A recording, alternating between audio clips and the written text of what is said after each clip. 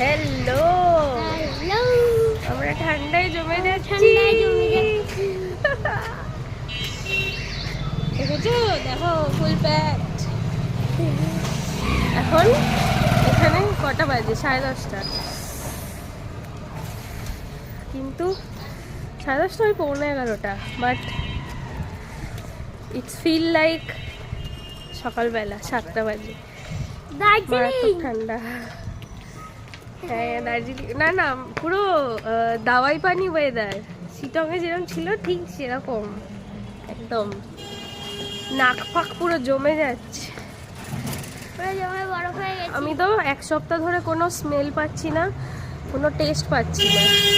কালকে রাত থেকে একটু টেস্ট পাচ্ছি, কিন্তু স্মেল এখনো পাচ্ছি না, এমন নাক বন্ধ।